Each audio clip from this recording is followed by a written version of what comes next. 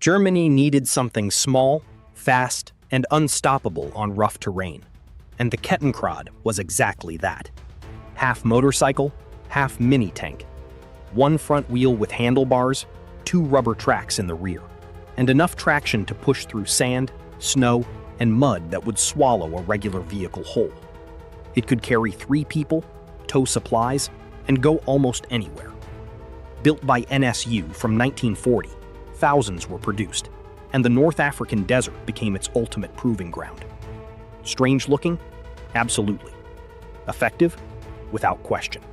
Long before military drones existed, Germany was already driving bombs into enemy lines by remote control. The Goliath carried up to 100 kilograms of high explosives, guided by a joystick through a 650-meter wire cable, and the Allies called it the Beetle tank. Over 7,500 were built and deployed on every front: Anzio, Normandy, Warsaw. But it had one fatal weakness. Cut the cable, and it stopped dead. Polish resistance fighters in the 1944 Warsaw Uprising figured that out fast and neutralized entire batches just by snipping the wires. Ahead of its time? Yes, but not quite enough to change the war. This one has no explanation, and that's exactly what makes it fascinating. The Kugelpanzer is a tiny, spherical armored vehicle that rolls on a single axis, built by Germany, shipped to Japan, and captured by Soviet forces in Manchuria in 1945. No documents survived, no blueprints, no records of any kind. It weighs 1.7 tons, has only 5 millimeters of armor, and was most likely used as a one-man reconnaissance vehicle. The only surviving unit sits in a Russian museum today, labeled simply Item Number 37, and the museum still refuses to let anyone take metal samples or look inside. What was it? Don't let the name fool you. There is nothing small about the Maus. At 188 metric tons, it was the heaviest fully enclosed tank ever built. So heavy, it would have collapsed nearly every bridge in Europe just by crossing it. Armed with a 128mm main gun, wrapped in armor up to 240mm thick, and designed by Ferdinand Porsche himself. Yes, the Porsche guy. It had Hitler's personal approval. Only 2 prototypes were ever completed, and neither fired a single shot in combat. The Soviets captured what remained, bolted the best hull to the best turret, and shipped it to Kubinka, where it still sits today, a monument to engineering taken too far. It looks like a regular military car until it drives straight into a river and keeps going. The Schwimmwagen, designed by Ferry Porsche and based on the same platform as the VW Beetle, was a compact 4-wheel drive amphibious vehicle with a folding rear propeller that dropped into the water on command. On land, it hit 80 kilometers per hour. In water, about 10 kilometers per hour. Which sounds slow until you realize it was crossing rivers that stopped entire infantry columns cold. Over 15,000 were built, making it the most mass-produced amphibious car in history, loved especially by SS reconnaissance units who needed to go places nobody else could reach. Take a Tiger I, already one of the most feared tanks of the war, strip out the main gun, and replace it with a 380mm naval rocket launcher. That is the Sturmtiger. One shot from this thing could level an entire city block. It was built to destroy fortified urban positions, and it weighed 65 tons. Loading each rocket required a crane arm mounted on the hull just to lift the ammunition into the breach. Only 18 were ever produced, seeing action in the Warsaw Uprising. By mid-1944, Allied air power was tearing German armored columns apart from above, and Germany desperately needed something that could shoot back on the move. The Wirbelwind, meaning whirlwind, was the answer. Built on a Panzer IV chassis, it mounted 4 20mm cannons in a distinctive 9-sided open-topped turret, all 4 barrels firing at once, sending a wall of shells skyward at terrifying speed. Only around 100 were ever produced before the war ended, but every Allied pilot who encountered one on a clear day knew exactly how dangerous it was. The Russian winter was destroying Germany's supply trucks. Rubber tires simply had no grip on frozen mud and snow. So Germany did something almost comically practical. They took a standard Opel Blitz truck, ripped off the rear wheels, and bolted on tank tracks instead. The result was the Maultier, mule, and it worked. Over 20,000 were built from 1942 to 1944. Some even converted into armored rocket launcher carriers called the Panzer VIII. It was not a glamorous vehicle, but in the frozen hell of the Eastern Front, nothing mattered more than actually getting there. Think of the Borgward B4 as the Goliath's smarter, heavier sibling.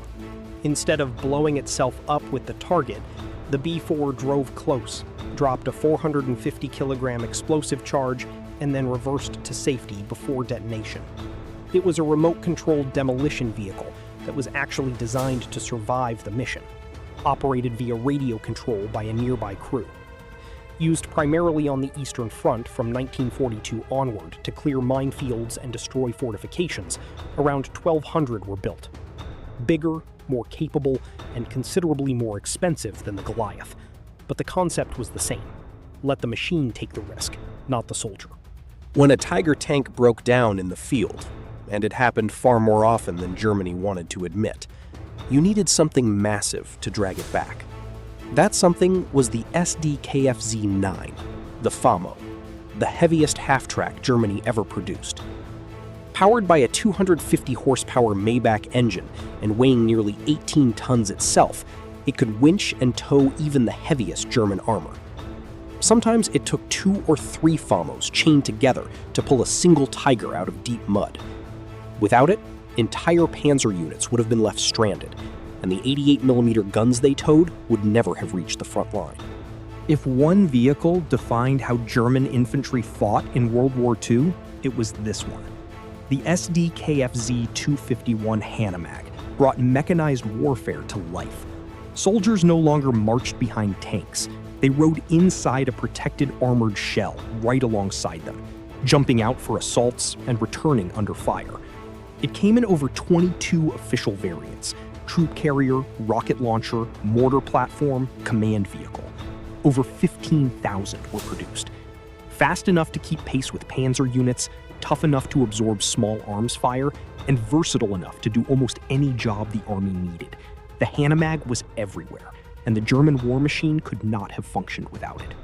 The Eastern Front was eating Germany's wheeled vehicles alive. Frozen mud, deep snow, and ground so hard it cracked axles. The Raupenschlepper Ost, meaning Tracked Tractor East, was built specifically for that hell. Designed by Steyr in 1942, it ran on fully tracked, wide-cleated running gear that could push through terrain no wheeled vehicle could touch. Simple to build, simple to repair, and nearly impossible to stop. Around 27,000 were produced, towing anti-tank guns and light artillery across the worst ground in Europe. It was not impressive to look at, but in the mud and ice of Russia, it kept the German army moving when nothing else could. At first glance, it looks like a tank, but look closer and there is no turret. The Stug 3 was a turretless assault gun, built low, fast to produce, and lethal in the right hands. By removing the turret, Germany could mount a powerful 75mm gun on a Panzer III chassis at a fraction of the cost and time. The result became the most produced German armored vehicle of the entire war, over 10,000 units. Used in ambush, hull down in terrain, its low profile made it nearly invisible until it fired. Cheap, deadly, and absolutely everywhere, the Stug 3 arguably did more damage to Allied armor than any tank Germany ever built. This one was born from a failure and still became terrifying. Ferdinand Porsche had already built 90 chassis for his Tiger I design before losing the contract to Henschel. Rather than scrap them, Germany mounted an 88mm PaK 43 gun onto each hull and created the Ferdinand. At Kursk in 1943, it could destroy any Allied tank at over a kilometer. But the original had no hull machine gun, which meant enemy infantry could walk up and kill the crew without the vehicle being able to respond. After Kursk, survivors were upgraded and renamed the Elephant. Only 91 were ever built, every single one left a mark on whoever faced it. And finally, the one that makes everything else in this video look like a toy. The Landkreuzer P-1000 Rat was a proposed 1,000-ton land battleship designed by Krupp in 1942 and personally approved by Hitler. Twin 280mm naval guns, an 88mm secondary cannon, 8 20mm anti-aircraft guns, its own onboard infirmary, lavatory, and 2 BMW motorcycles for scouting. It would have needed 8 submarine-grade diesel engines just to move, and its weight would have cracked every road and collapsed every bridge in Europe. Albert Speer canceled the project in early 1943 before a single piece was welded. General Guderian said it best, "Hitler's fantasies sometimes shift into the gigantic." The Rat never existed, but it remains the ultimate proof of what happens when ambition has no ceiling.